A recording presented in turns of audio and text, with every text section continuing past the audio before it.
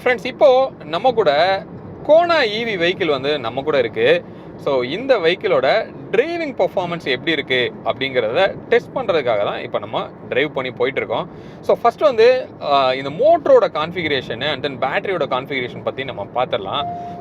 So இந்த கோனாவில் உங்களுக்கு 100 kilowatt motor வந்து யூஸ் பண்ணுறாங்க. அதே மாதிரி 40 கிலோவாட் லித்தியம் அயன் பேட்டரி வந்து உங்களுக்கு யூஸ் பண்ணுறாங்க, ரைட்? ஸோ இந்த மோட்டரோட பவர் டெலிவரி எப்படி இருக்குது அப்படின்னு கேட்டிங்கன்னா 134 பிஹெச்பி வந்து இது பவர் டெலிவரி பண்ணுது. 395 Nm டார்க் வந்து உங்களுக்கு இது ப்ரொடியூஸ் பண்ணும். அப்படின்னா கிட்டத்தட்ட ஒரு பவர்ஃபுல்லான டீசல் இன்ஜின் வித் டர்போ இருந்தால் என்ன ஒரு பவர் டார்க் டெலிவரி பண்ணுமோ அந்த அளவுக்கு வந்து இதோட டார்க் வந்து உங்களுக்கு இருக்குது. இதோட டிரான்ஸ்மிஷன் வந்து பார்த்தீங்க அப்படின்னா ஜஸ்ட்டு சிங்கிள் கியர் டிரான்ஸ்மிஷன் தான் இது.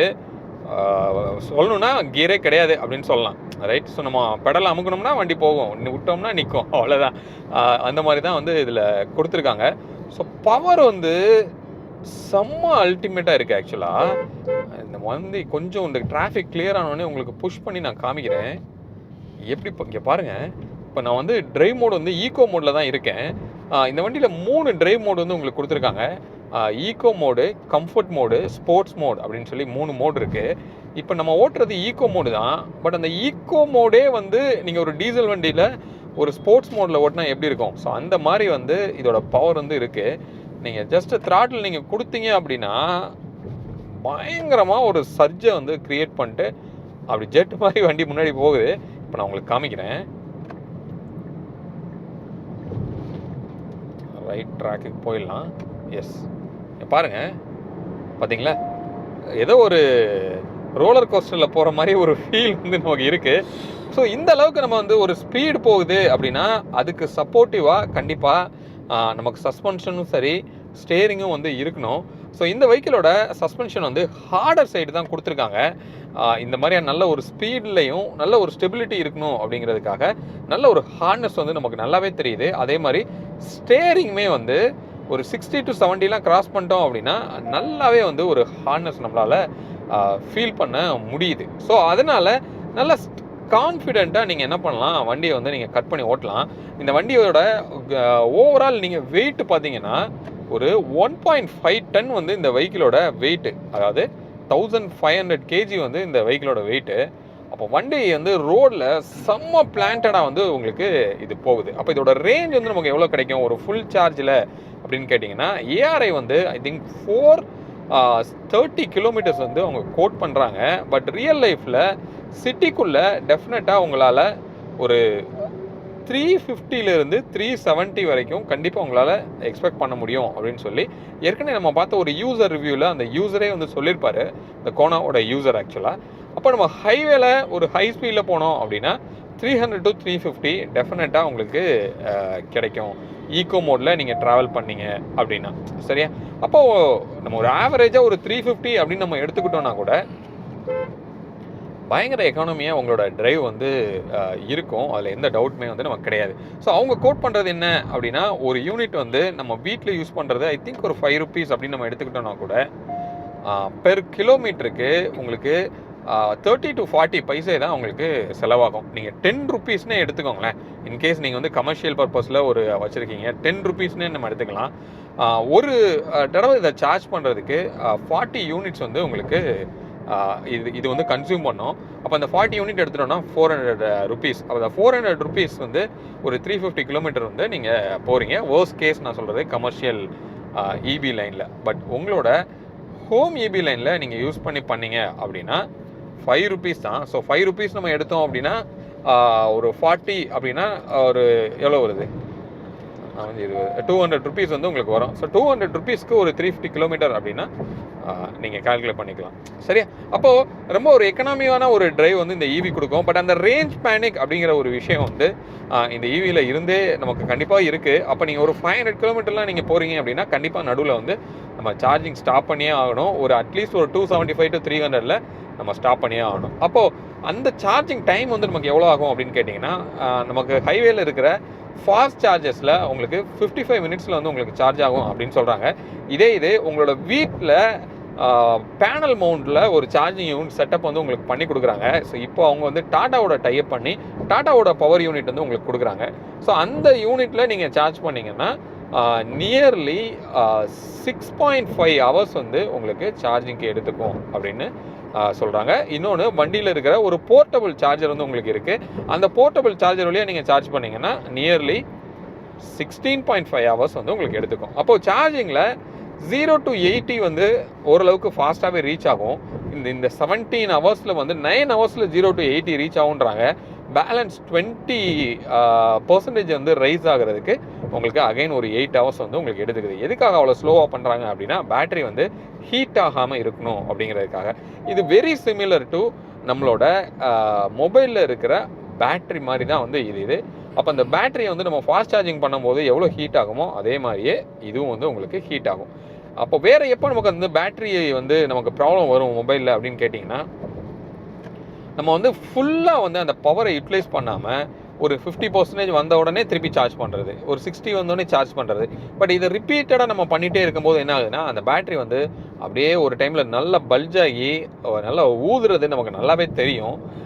ஸோ அதுக்கு மெயினான ரீசன் வந்து கம்ப்ளீட் பவர் யூட்டிலைசேஷன் பண்ணாதது தான். அப்போ அதே மாதிரி தான் இந்த லித்தியம் அயன்லேயே நீங்கள் என்ன பண்ணிக்கணும் அப்படின்னா, நீங்கள் ஃப்ரீக்வெண்ட்டாக என்ன பண்ணக்கூடாது, ஒரு ஹாஃப் த பேட்டரி லைஃப் இருக்கும்போதே நீங்கள் என்ன பண்ணக்கூடாது, சார்ஜ் பண்ணிட்டே இருக்கக்கூடாது.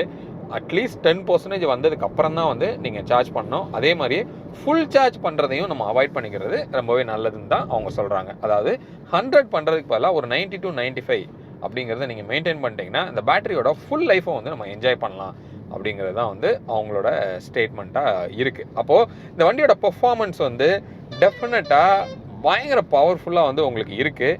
ஈவன் ஈக்கோ மோட்லேயே செம பவராக இருக்குது. பட் இந்த அளவுக்குலாம் பவர்ஃபுல்லாக நம்ம ஓட்டணும் அப்படின்னா டெஃபினட்டாக ரேஞ்ச் வந்து கம்மியாகிறதுக்கு அதிகமான வாய்ப்பு இருக்கும். இப்போ நான் ஒரு த்ராட்டில் நான் கொடுத்து காமிக்கிறேன் பாருங்கள். நான் ஃபுல் அந்த காரை அப்படிங்கிறதுக்குள்ளே நம்ம ஓவர்டேக் பண்ணிட்டோம்.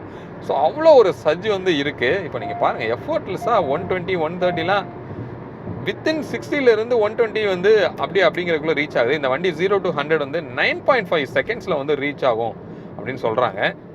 அது டெஃபினட்டாக ரீச் ஆகும். ஏன்னா அந்த அளவுக்கு பவர் வந்து இந்த வெஹிக்கிளில் இருக்குது. அப்போ இந்த இவி அப்படிங்கிறதுல இருக்கிற நமக்கு ஒரு பயம் என்ன அப்படின்னா, இந்த பேட்டரியோட லைஃப் கண்டிப்பாக நம்ம சொல்லலாம்.